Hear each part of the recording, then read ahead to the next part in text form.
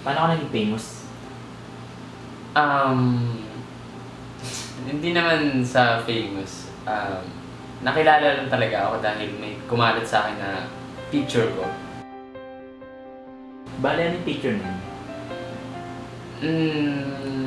Masyado siguro mabilis kung papakita ko agad sa inyo yung picture. Pero siguro, ikakwento ko muna sa inyo.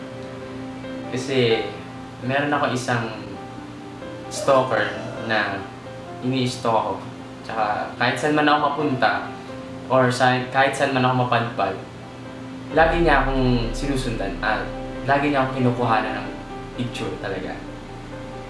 And out of nowhere, hindi ko alam din kung bakit.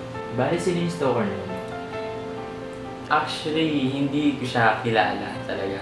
Kasi hindi naman siya nagpapakilala. Kasi one time nun, patapos na ako kumain.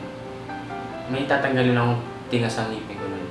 Tapos after nun, biglang boom!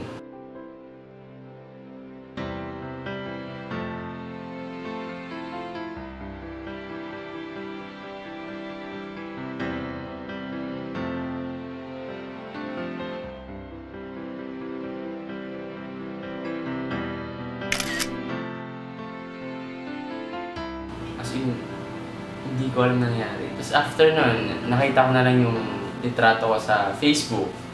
Tapos, nagugulat din ako kasi ang dami na gumagaya ng post na yun.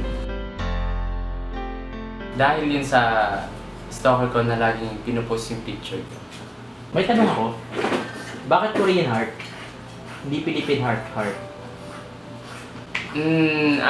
Kaya pala, yan din yung one thing. Kasi may nagsabi sa akin na kamukha ko daw kasi si Ni Minho. Pwede mo ba akong samplein sa camera? Dito? Yan.